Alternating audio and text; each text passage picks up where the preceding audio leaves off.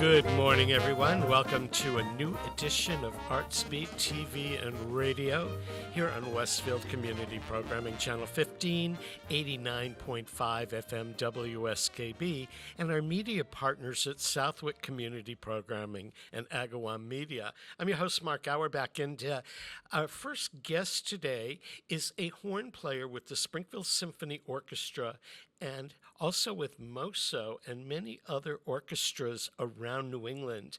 Her name is Sarah Sutherland, and she's been on this program before, and several people afterwards had said to me, well, you know, what's really interesting about Sarah is not only is she a professional musician, but she's a working mathematician and statistician as well. And she seems to be a great role model for people that you can have your sciences and your math and your technology as well as your music. So good morning, Sarah. Good morning, Mark. Thank you for having me. I know it's early for both of us taping because I know that on the day that we're taping, you're getting ready for a performance at the Springfield Symphony, which is tomorrow night. Yeah. Yes. So I have to, after this, I get to have lunch, and then I have to head out to Springfield. Okay, so how does it feel? The last time we talked, we were really talking about MOSSO. How does it feel to be back performing in Symphony Hall with the Springfield Symphony Orchestra? It's great.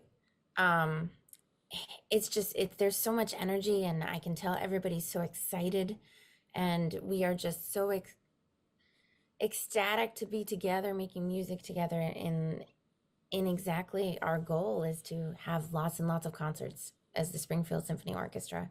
We love playing with them, and we've been having a couple guest conductors. So we had Joanne Folletto 2 weeks ago, and then this week we have Tanya Miller and some other people. So it's really interesting, kind of keeps us on our toes. I mean, I know that for many years, Kevin Rhodes was the music director of the Springfield Symphony, and you as a musician got to learn his style and he got to learn yours. But when you have a guest conductor coming in, does that pose a challenge to the members of the orchestra? Because you've never worked with that conductor before, they've never worked with you, and you have such limited rehearsal time to put a show up. Yeah, so it does pose a lot of challenges. Like yesterday, there were two rehearsals, our first rehearsals, and we started the Brahms Symphony No. 3, which is our second half of our program tomorrow. And we started working on it, and I was having trouble because, you know, there were different things. Her beats looked slightly different. She wanted different things than, like we got very, very comfortable with Kevin. We knew what he wanted. And knowing what he wanted and knowing like how he was going to show it is really valuable information.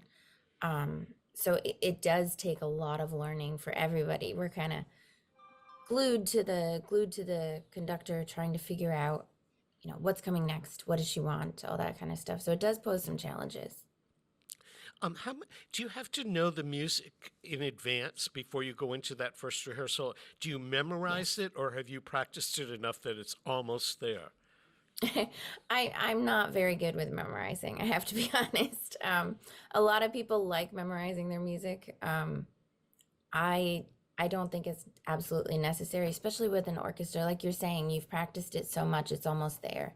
I've played Brahms 3 a lot, and so I don't actually have to count the rests and things like that, just because I know the music so well. I can hear it. I know exactly where I'm supposed to come in without, sitting counting on my fingers like sometimes I have to. Do you, as you look at the season, I guess it's in total it's 8 concerts, and 2 of them are pops and 6 of them are classical. Did you have to go through and say, I need to learn this piece of music because I've never done it before, or are all of the pieces of music in your repertoire?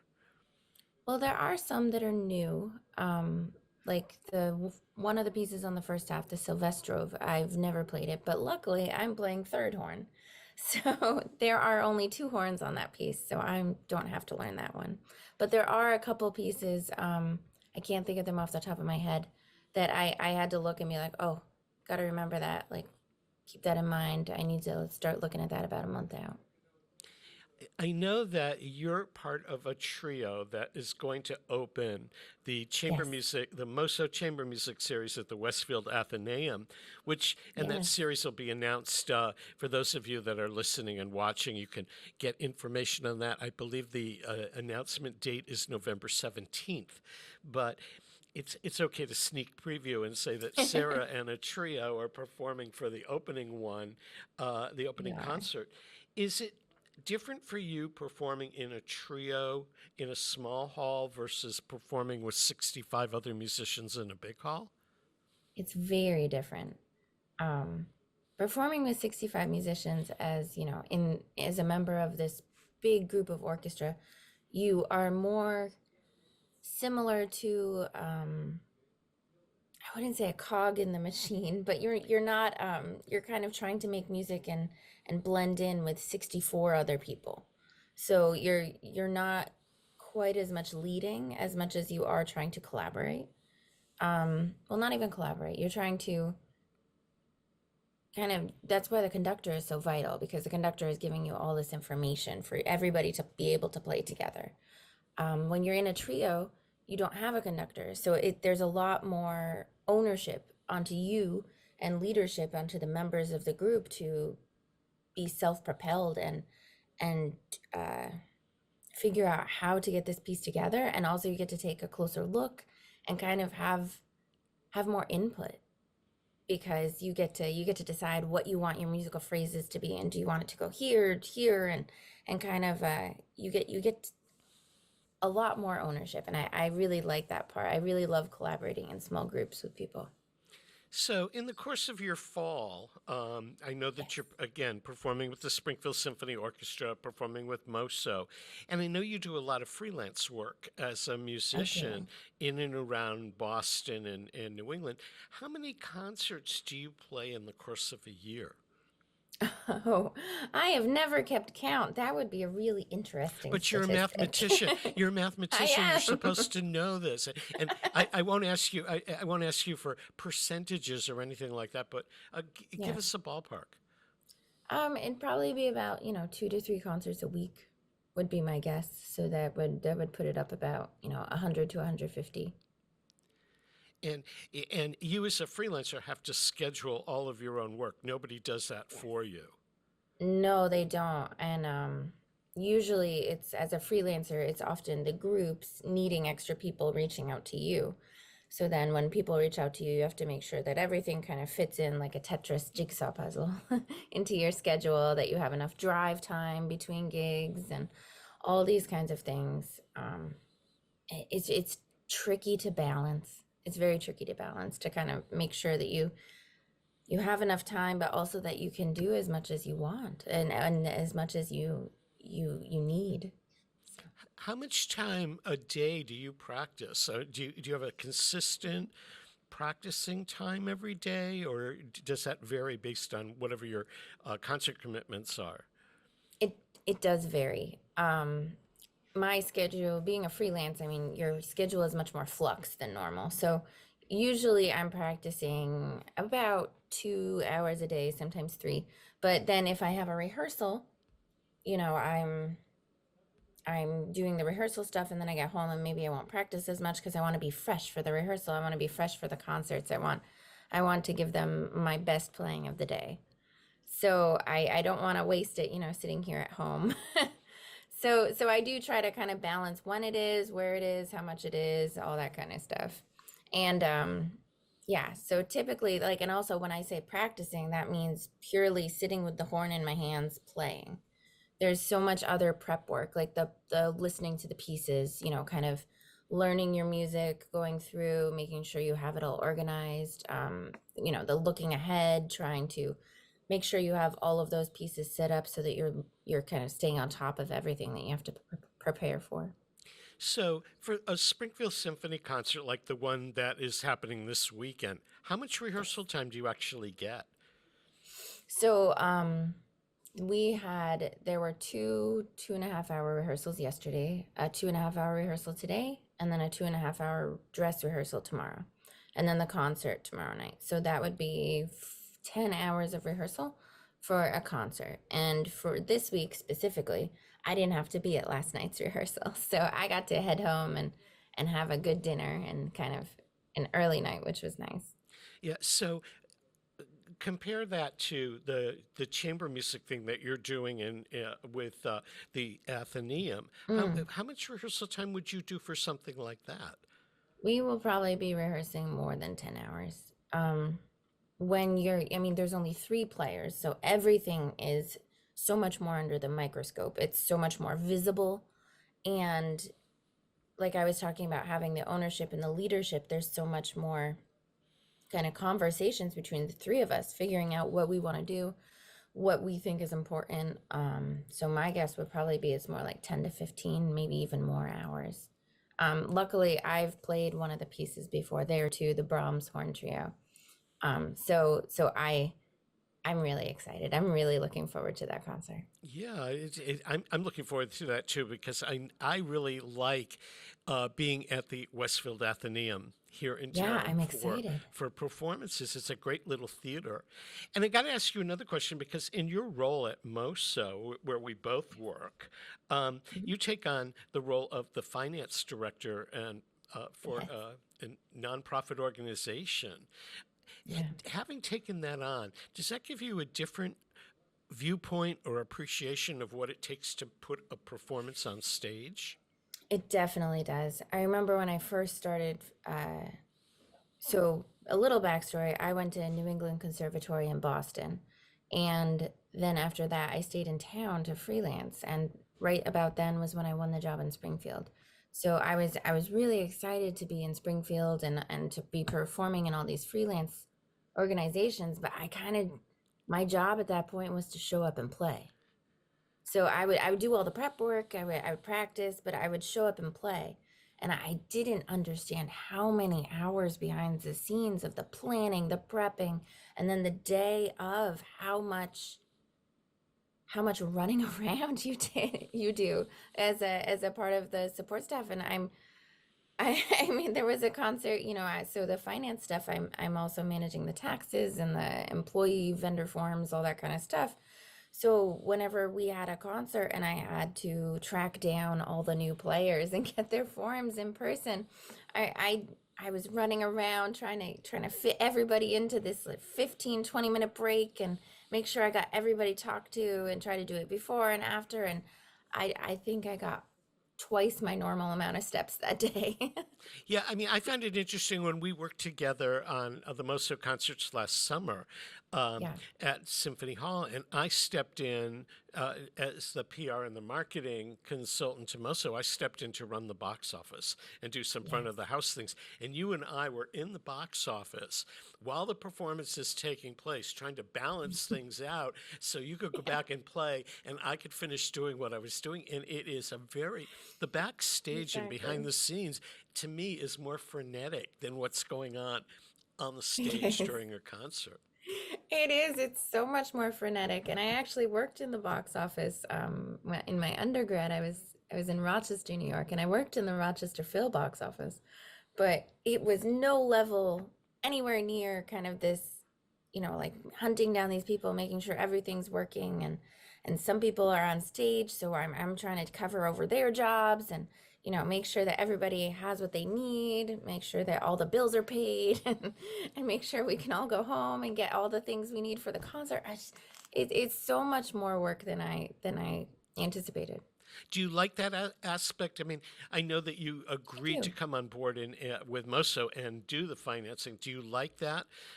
Is it I do. because you have a background in math and statistics as well as music, so I you're do. kind of getting the best of all possible worlds in that kind of a collaboration?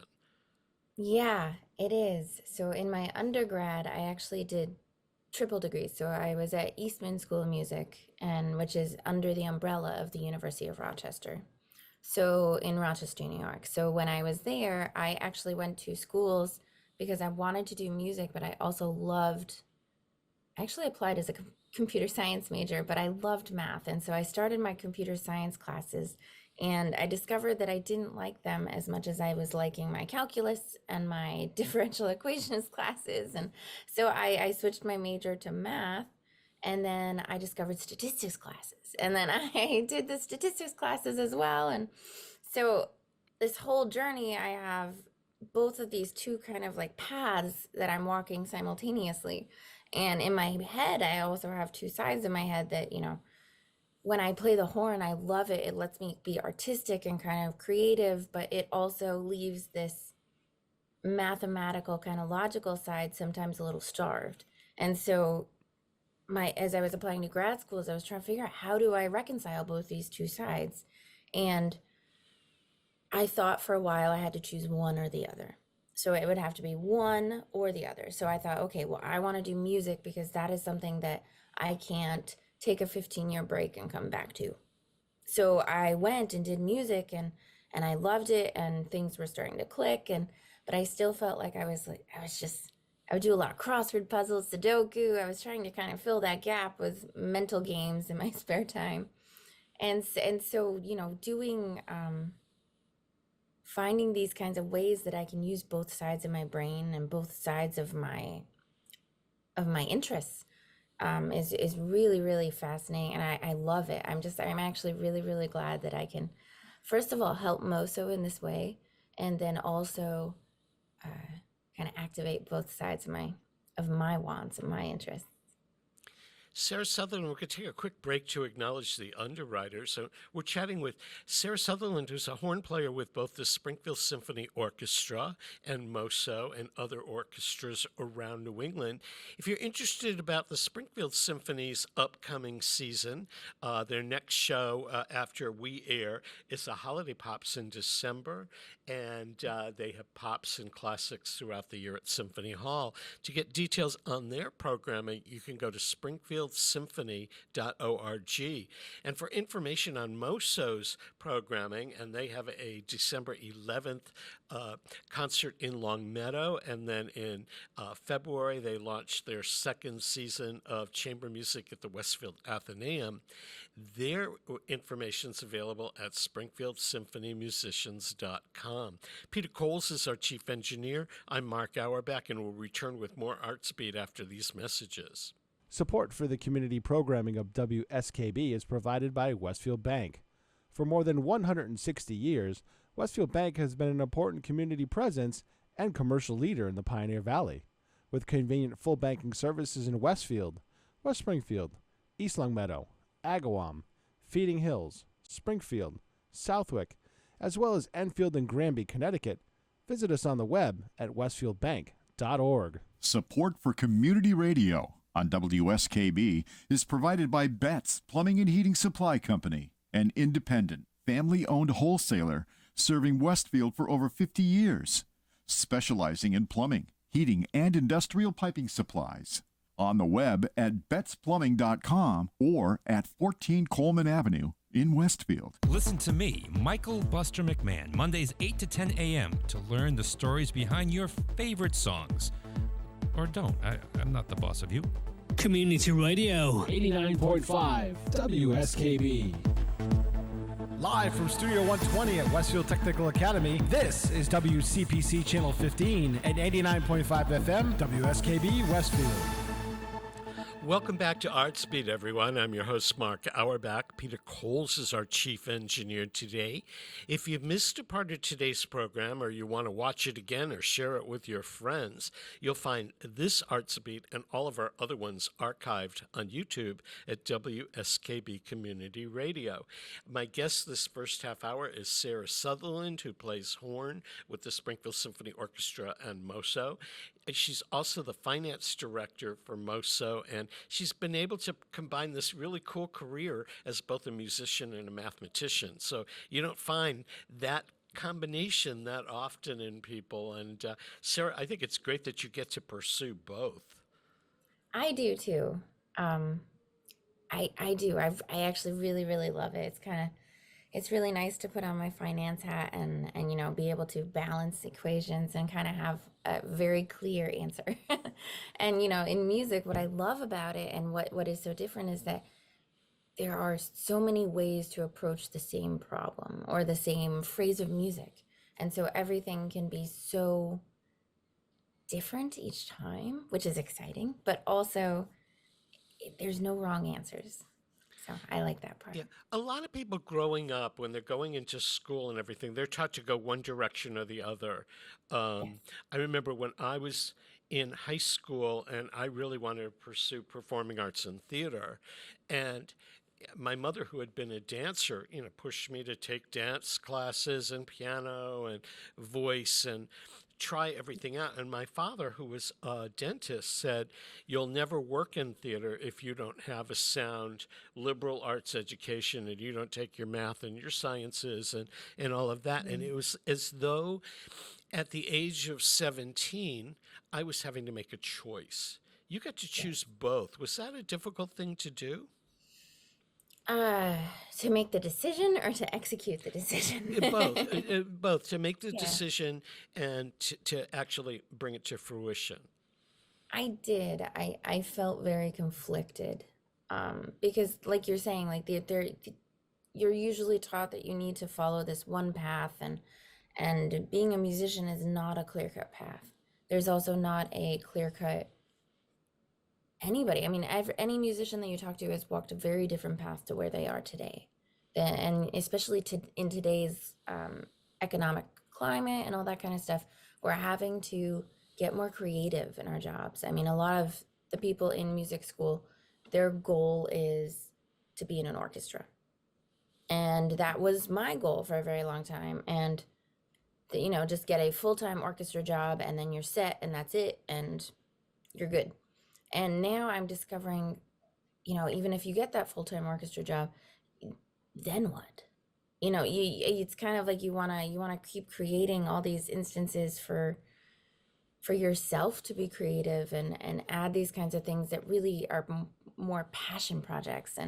And so I love doing all the math stuff. And I did actually have a previous statistical math job kind of that tied into the music with the Center for Music and Education.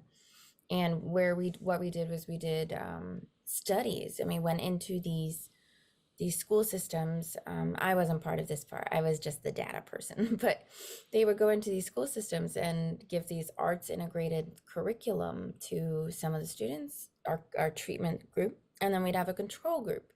And my job was to take all of these test scores and other scores that we used and find if there was a difference. And every single time you could see that arts integrated learning improved math scores, improved reading scores, and improved everything in these kids. And it was just so interesting to see that effect, because here I am trying to wrangle the two sides, and here I am kind of proving that the two sides are related.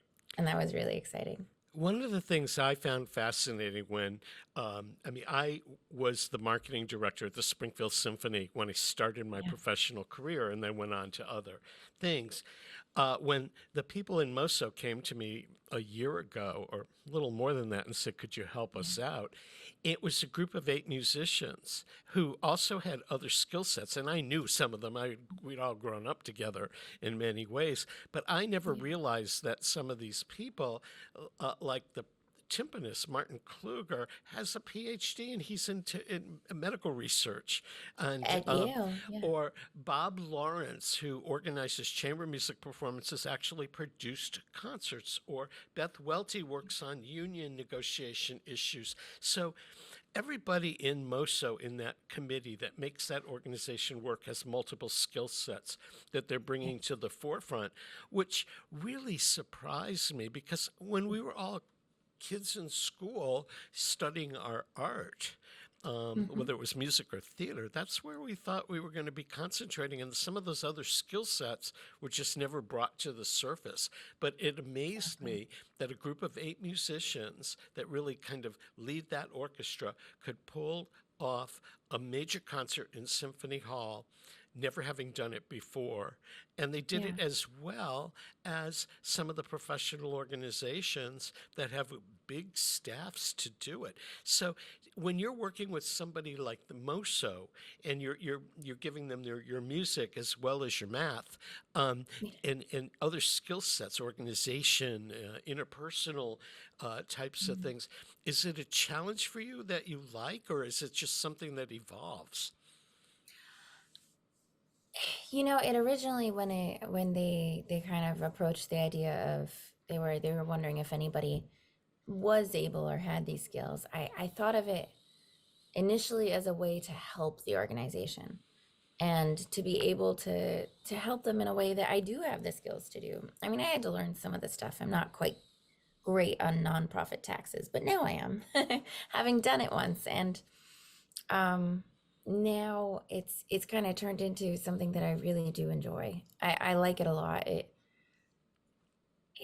I really do. I like it more than I thought. I thought it was just going to be a way to help, and now I'm really enjoying it.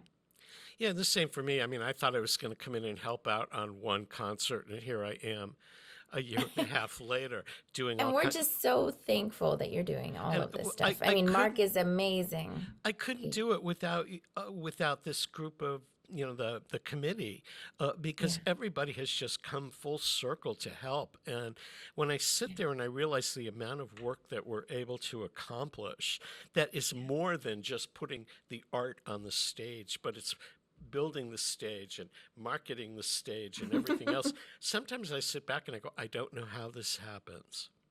I know, but I mean, it happens because of you, Mark. People like you, everybody is tirelessly putting all of their best efforts into this group to make our music happen and to use all these other skills that we've accumulated over the years just by kind of existing in life and figuring it out and having to adapt and you use all these skills and you do such good work and we couldn't do this without you. Well, Not at all. I appreciate that a lot, Sarah. If you want to see Sarah Sutherland perform good music with the Springfield Symphony Orchestra, they have a upcoming Pops concert, the return of the Holiday Pops in December, and you can get information on their upcoming season at springfieldsymphony.org. And if you want to hear Sarah open the MOSSO program at the Westfield Athenaeum and learn about some of the chamber concerts that MOSSO's doing, you can find out about those at springfieldsymphonymusicians.com. I can't imagine those two websites are ingrained in my head at this point. But Sarah, thanks for being here this morning on Artsbeat. Oh, thank you so much for having me. We'll see you at the concert hall. Yes, see you soon. Okay, we're going to take a break to acknowledge our underwriters, and we'll be back with more Artsbeat. Peter Coles is our chief engineer. I'm Mark Auerbach. Don't go away. Support for the community programming of WSKB is provided by the Dunkin' Donut Shops of Westfield and the Sardinia family. It's nice to know that even as the world changes, Dunkin' Coffee remains the same at 7 convenient locations throughout Westfield. Underwriting for Community Radio on WSKB is brought to you in part by Rockies. Over 30 convenient locations throughout Massachusetts, Rhode Island, New Hampshire, Connecticut, and Florida. One of the nation's largest ACE dealers. Expertise and great product selection in paint, hardware, lawn and garden. That's Rockies, rock solid service since 1926. On the web at rockies.com. Join me, Tina Gorman, each week from 6 to 8 a.m. for Wake Up Wednesday, when my guests and I discuss health, wellness, and lifestyle reimagined. Community Radio. 89.5 WSKB. Live from Studio 120 at Westfield Technical Academy, this is WCPC Channel 15 at 89.5 FM, WSKB Westfield. Welcome back to Artsbeat, everyone. I'm your host, Mark Auerbach. Peter Coles is our chief engineer. And we're on our way down to West Hartford to Playhouse on Park with Tracy Flater. Tracy's been a guest on the show many times, and all of our previous programs that we've had the chance to do together are archived along with every other Artsbeat program and on the mark on WSKB Community Radio's YouTube page. Playhouse on Park in West Hartford has launched its season this year. They've just finished a run of Fences, the August Wilson play, and they've got a lot of good things on tap this year. They do comedies, they do musicals, they do dramas. They have their own resident dance company called Stop Time Dance, and they have upcoming a Charles Dickens Christmas for young people, and then in the new year, the plays Indecent, Webster's Bitch, and the musical Bandstand. And so Tracy's here to tell us all about that. How you doing, Tracy? Hi, good morning, Mark. How are you? I'm good. It's good to see you. You know, every time we talk, and you must be on this program 2 or 3 times a year, along with your other, staff cohorts and all of that. I realized that you came in and did one of the last live shows we got to do before the pandemic, and then I reached out to you in the middle of the pandemic to see how things were going at Playhouse on Park, and you were fording those streams very carefully, and you guys rebounded and came back full tilt. Yeah, we worked really hard. I think we're working even harder now. It's been a little bit of a challenge getting our audiences back, but throughout the pandemic, we tried to remain very connected with our audiences. We were very focused on, if we couldn't be in person and we had to stream, were there communal ways we could watch the video together, right? So we were watching in Dunkin' Donuts Park and in drive-ins, and then when we could be outdoors, we were in about 5 or 6 locations, on the porch at the Hillstead, in a farm. We did whatever it took to continue to produce live theater, or as close to live theater as we could, and be together with our patrons. And I think we've been open indoors before most any other theater. We opened up in July of 2021, so we've been back at it the old way for over a year now. I know that when I talk to people in other theater companies and in orchestras and all of that, that the audiences have been somewhat slow to return. Are you experiencing that? Yes, without a doubt. This season feels stronger. We're growing each show. We're seeing more people come back. Last year was dismal. Every single production was about 40%, maybe a little more capacity.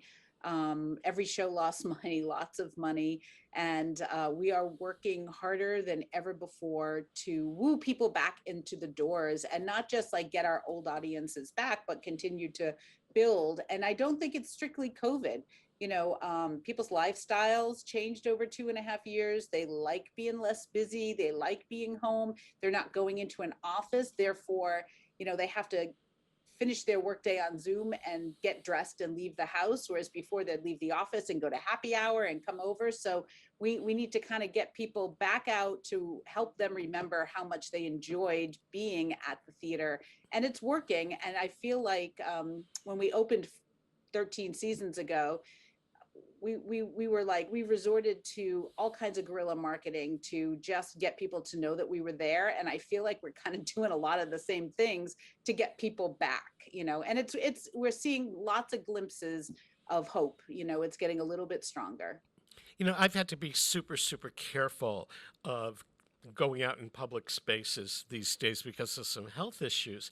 But I couldn't wait to go back to theater, and I said to myself, you're going to take the risk, you're going to put the mask on, you're going to go and do it. And I find that, the during the summertime, when I would go cover a show in the Berkshires or something like that, the audiences were there. But in the fall here now, as things are getting cooler, there are a lot more empty seats in shows that, in my estimation, should be sold out. I've been to shows at Hartford Stage and the Bushnell and Theater Works where there were empty seats. And I'm wondering how we get the next generation of audience goers. I mean, there doesn't seem to be a secret formula, but for me, I missed going to live theater so much. I would take any risk to go out and experience it again. It's funny. It's funny you should ask today, because I'm actually sitting in an office at Eastern Connecticut State University, where I just took a break from a performing arts job fair where we're talking to a lot of college students about this industry. And one of the most important things we're doing is inviting them to come and see a show, because it's one thing to think you want a career in the field, but are you actually going out and watching and supporting theater? On top of that, we have we're very dedicated to always having a handful of young professionals on our board. We used to have a young professionals advisory board, and we found that we were duplicating a lot of the work of our governing board. So we started to sort of intertwine and have some seats on our governing board for YPs, and then invite others on all of our subcommittees, so that, you know, it's just another form of diversity for us. And then to take it even one step further, you know, our Literature Live field trip program for children as young as kindergarten all through high school, you know, is geared towards introducing live theater to students. And many of the times a field trip comes in and we hear more often than not, this is the first time I've ever seen a performance on stage. Or making theater accessible. Like, we have a lot of affordable ways that you can come and see a show. You know, the Student Rush tickets and our lunchtime special, they're only $15 for a ticket that would normally be $50. So, you know, or coming and ushering, getting people to volunteer and come in and see theater for free. Like, we don't want any obstacles for anyone coming in and discovering theater and becoming a future audience member. We work hard at that. Yeah. When you look back on your own career, what got you into theater?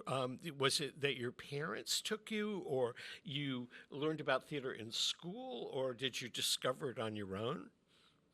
You know, I think a little bit of everything. I grew up, my parents took me to dance class, and I danced all of my childhood, teenage, and young adult life. And I think being a dancer, I was attracted to musicals. So my favorite, West Side Story, you know, The Wizard of Oz, some of my first favorite TV shows, you know, in Sound of Music, and you would wait that whole year to get to see them on television again. And I think my very first Broadway show was for my 13th birthday. We didn't have a lot of money, grew up in inner city Boston, but to see Annie. And I think between being able to see musicals on television and then to be taken to theater, I think after that, I was self-motivated to see more theater and discover what other kinds of theater were out there, and didn't expect that I would have a career in theater. That sort of all happened by accident. But eventually arts management, and soon after that, theater management became a way of life for me, but by accident. Yeah, it was sort of an accident for me. My mother had been a dancer professionally, and she took us to musicals and plays when we were children. And I was really interested in it. And she said, no, you know, it's a tough life, and it's this and it's that. And she kind of steered me away from it. But once I saw people my own age on stage, and I must have been maybe 9 or 10, we went to see a production, a tour of The King and I saw people my age, and I realized I could do this. It threw me into it head over heels. And, you know, I eventually went to school in it, and then changed course in graduate school when I was at Yale, and I decided I really don't want to act. I want to be behind the scenes and do other things. So I kind of pivoted. But I think that if it hadn't been for my parents taking me and there were a lot of programs available to take kids at that time. If they hadn't taken me, I would have had no interest in it. Right. And, you know, you have to, some parents are really into theater and they're really good about exposing their children, and others are not. And so then you have to rely on school systems and aunts and grandmas and whoever might have the little bit of a bug, you know, to bring somebody younger with them. So, Tracy, we should talk about some of the programs and plays that are up and coming. I kind of did a laundry list in introducing the program this half hour, but what are some of the upcoming plays that you're real excited about? Oh gosh, I'm so excited about everything. I know. So I figured that was my segue, and you tell me everything that's coming. You mentioned A Charles Dickens Christmas, which we're really excited about. It's part of our Theater for Young Audience series, but it's really fun for the whole family. And we're gearing that towards grades 3 through 8 for our Literature Live field trip program. Those are the classrooms that are coming in during the day, and we still have some room there. But also we have performances on the weekend and in the evening, and hoping that, you know, again, families will come together and it will be an activity that they plan to celebrate the holidays. And it's really a It's not a Christmas Carol. It's the story of Charles Dickens writing A Christmas Carol. And it's really a comedy, and it's a musical, and it's only 60 minutes long. So I think, for people who worry, oh, my child will never sit, 60 minutes is doable. And really, it's for the kids. So if they have to step out in the lobby for 5 minutes, it doesn't matter. Just come and check it out. So that we're really excited about. We have a really special opportunity happening on December 30th, which we are doing a new piece that has been created by the former comedian. She's now retired, Lisa Lampanelli. She has created a cabaret called Lisa Lampanelli, Big Fat Failure, based on her life. There is singing, dancing.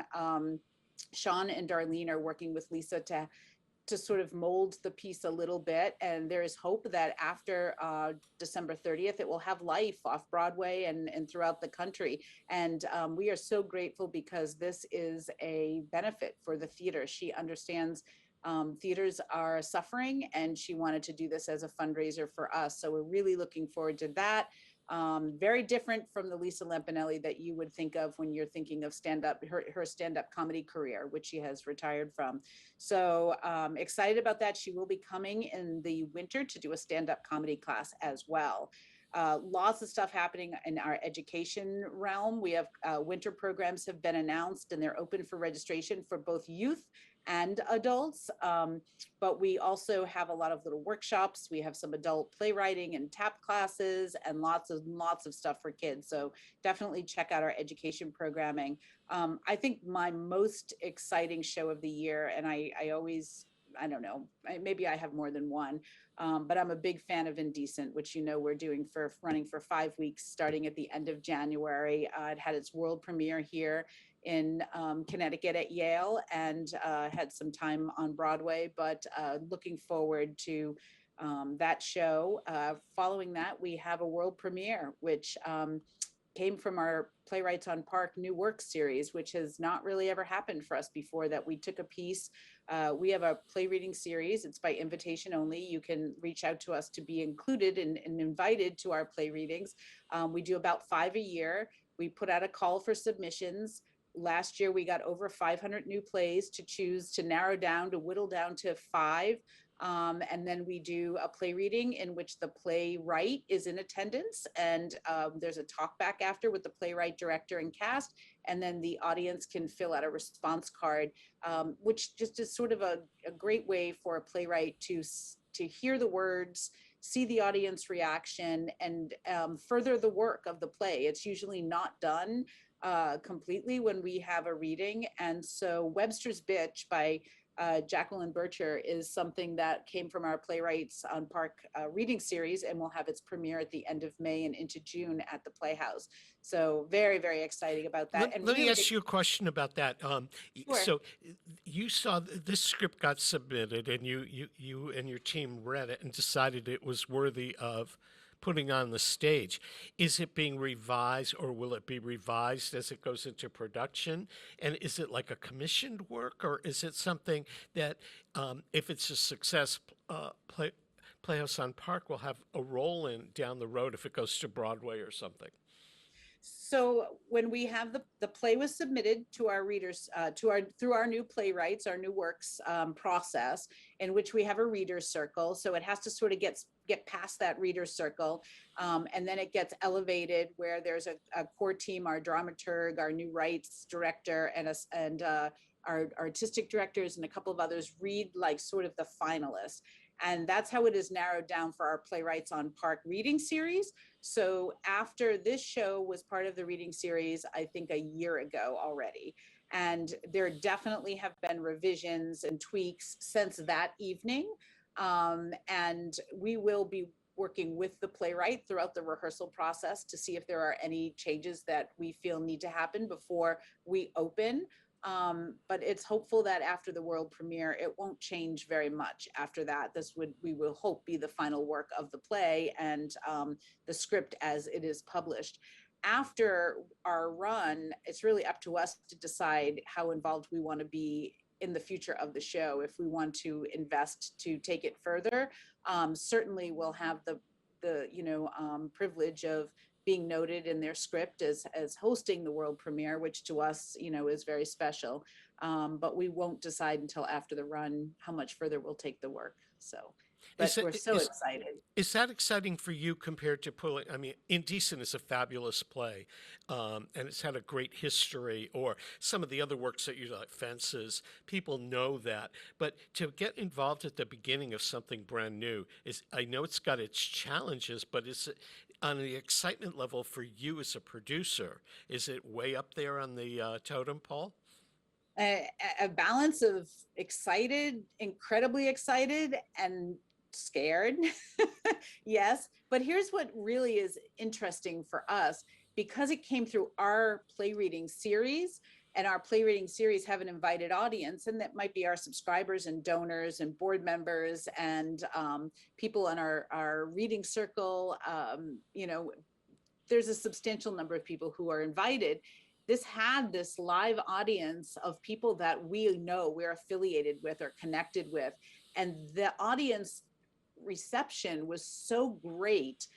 It was part of what really wanted us to do the show. Their excitement about the reading matched our excitement about the play. So we're kind of going into this with a little army behind us. All of these people who are at that reading are equally as excited that it's coming as a fully mounted production. So that makes it very exciting. And there's, some great themes in the show. So we're just actually putting together a subcommittee to talk about, the different themes. Certainly there's all the Webster connections between West Hartford, Noah Webster House, and the Webster Dictionary being in Springfield. Representatives from both of those organizations were at the reading, and so they're already kind of engaged and invested. But and the whole concept of who gets to choose what word goes into the dictionary, that's intriguing on its own. But there's a lot of workplace discrimination and things like that we want to try to expand upon and do some outreach during the run. So we have a little subcommittee that's just got together to start to talk about a lot of that. So yeah, it's both are exciting in very different ways.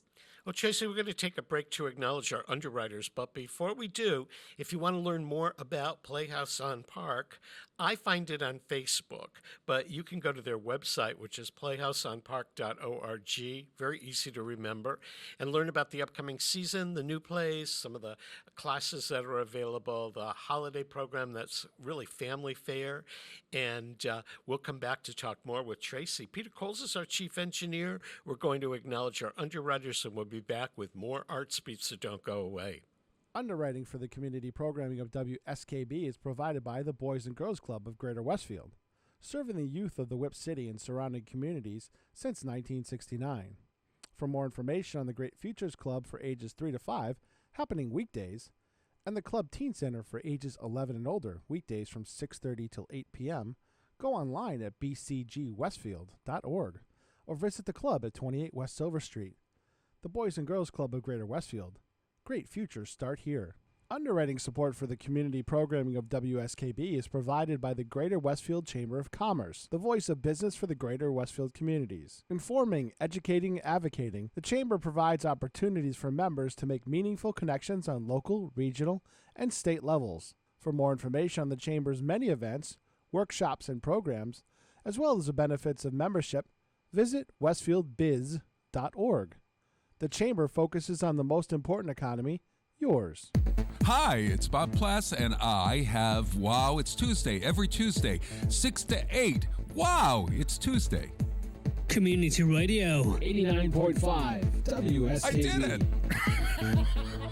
Live from Studio 120 at Westfield Technical Academy, this is WCPC Channel 15 and 89.5 FM, WSKB Westfield. Welcome back to Artsbeat, everyone. I'm your host, Mark Auerbach. Peter Coles is our chief engineer today. If you missed a part of today's program or you want to watch it again or share it with your friends, it's archived along with all the other Artsbeat programs on YouTube at WSKB Community Radio. And Tracy Flater's been a guest on this program at least twice a year for several years, so you can go back and watch all the Mark Auerbach, Tracy Flater chats over the last few years. They're all stored somewhere on YouTube. And as we talk about Playhouse on Park, Tracy, I want to do a shout out and a thank you to your publicist, Natalie Noack, because she keeps me in the loop and informed about all things Playhouse on Park. That's great. That's great. I'm glad to hear it. And I was really thrilled because I know she took a vacation and she was in Europe, and I'm getting these press releases, and I thought that's dedication to work. If you're off traveling and doing stuff, but you have a great audience outreach program, and people in the community and more up here are learning about what's going on at Playhouse on Park, and I have to applaud you on that. Thank you. Thank you. We work hard. So there's one show we haven't talked about yet, and that's Bandstand. Yeah. I know that it ran very briefly on Broadway, and I saw one clip from it. I don't know if it was from the Tony Awards or where the cast performed on The View or something like that. And I just found it really energizing, but I know absolutely nothing about it. Oh, you're in for a treat. And I think it's very deceiving because if you talk to like Darlene, my artistic director, who saw it on Broadway during Fleet Week, unexpectedly, she went in and she felt like her perception was, I'm going to watch a USA show. A USO show. I'm going to see one of those old fashioned USO shows. And the story is so much deeper and so much richer. And it really follows, after the war, when the troops are coming home and they're not being able to find work. And there is a radio contest that is offering a big reward or a big award for the best musical performance, the best band that comes into this contest, which will be televised on NBC TV. And so this veteran goes and finds other people, other musicians that he was in the service with, that he fought in the war with, and puts together a band. But throughout their journey, there's a lot of dysfunction for each of the men, that baggage that they've carried with them from their experience fighting in the war. And there's love story, and there's deeper story around that. It's so beautiful and so touching, but upbeat is absolutely a way to describe it, because the performances that happen throughout are just incredible and inspiring, and you just feel so energetic watching. But it's a beautiful, beautiful story. I don't think it got enough recognition. I don't think it has had enough viewership. So we're really excited to do it this summer, and it will have a long run, 6 or 7 weeks. So hopefully everyone will give it a chance. Well, you've taken a lot of chances with musicals before. You did the Scottsboro Boys, which had like a 49 performance run on Broadway and kind of got shuffled off to the side, but had really important themes. And I would assume for you artistically, that was taking a big risk. It was taking a big risk because, it closed in New York essentially because there were picketers, that were advocating against seeing the show. They didn't really understand the show. There was fear that the show was racist, when in actuality it was the opposite. It was telling a story that really needed to be told about racism. And back then, people like Whoopi Goldberg and Angela Bassett were saying, stop picketing, come and see the work before you judge it. This is important. And so I think because of that, we learned that it was important for us to get out in the community, educate people about the piece, get a lot of people on our side, especially in the Black community. And also a way to unpack what you saw, because there was so many triggers in the show. So we had a talk back after every single performance, where we brought in a professional from within the community to lead the talk back. We had a panel discussion about the work and about the issues and the themes in the show. And I feel like that enabled us to sort of like head off any misconceptions and any defiance against seeing the performance, and made the performance a whole lot more successful. But very proud of that work, and very excited that we had the chance to do it. As a matter of fact, we were just talking about, when we first opened, one of our first musicals was Chicago, and 3 years later we did Cabaret, and Cabaret really is what put us on the map. The first time our colleagues from other theaters came to see our work, first time we sold out for 7 weeks and extended a run, and then years later we were recognized in so many different ways for the Scottsboro Boys that we reached out, to Mr. Candor in 2020, and our efforts were thwarted because of COVID, but we're kind of back on track, and each year at our gala, we give out the Pop Star Award for Playhouse on Park, the Pop Star Award for someone who's made, a difference in our organization. And we just kept saying, like, his work has been transcending for us as an organization. And we asked for the permission to honor him or recognize him at our event. And we were supposed to do that in 2020, and it got kicked aside. But this year at our fundraiser in May, our theme is really, celebrating John Candor for the night. And we can't wait to do it because in all sincerity, like, his work has really, made a mark on what we have done and who we are.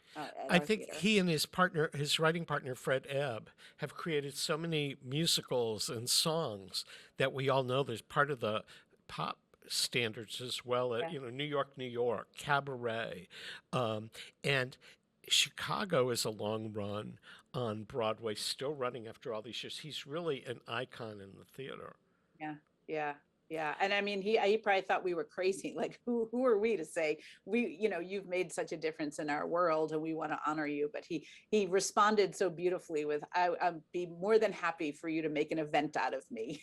That's great. Me. Before we go here, we got to talk about Stop Time Dance Company, because they're really cool and they're part of Playhouse. I'm going to talk about three quick things. I'm going to try to be really fast. Stop Time Dance Theater, their annual show this year is called Stop Time Dance Machine, and is going to be focused on dances and dance music from the history of dance and dance music. So very, very going to be very fun. They just started rehearsals, very excited.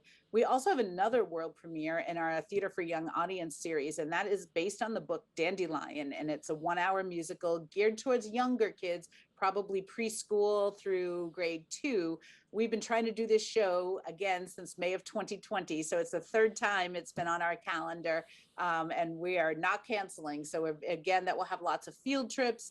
Very excited to be able to produce that work. And then we're doing something we've never done before, and it's based on feedback from teachers. We're taking a show that was a part of our Theater for Young Audience series, Polka Dots, the Cool Kids musical, and we are bringing it on the road into schools. And that's happening throughout the month of March. So we're booking with schools now. And it's such an important story because it's a musical based on the story of Ruby Bridges and the Little Rock Nine. And when we did it at the theater, it was incredibly successful. And we are trying to listen to the teachers who are having the struggles with our on-site field trips and unable to get the buses. And we're trying to make that easier and bring the work out to them. So got a lot coming up. Well, Tracy, thanks for being here today. We've been chatting with Tracy Flater from Playhouse on Park. Learn more about what they're doing at playhouseonpark.org. Tracy, thanks for being here. Thanks, Mark. Appreciate it. And this wraps up another edition of Artsbeat TV and Radio. Peter Coles has been our chief engineer. We'll see you next Friday with another Artsbeat.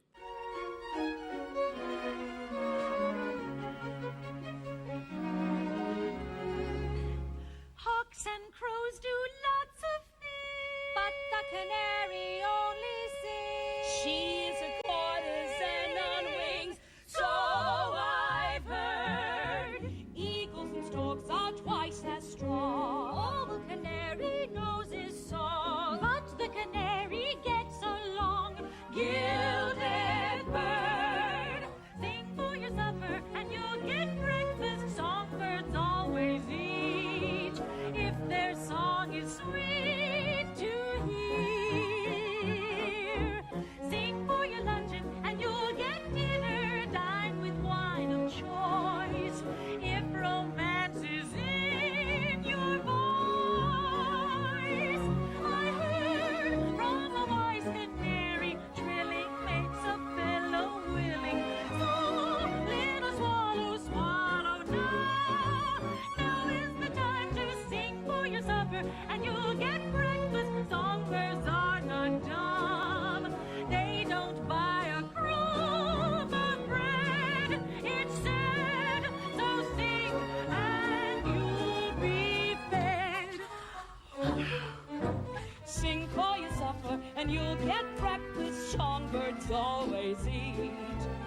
if their song is sweet to hear.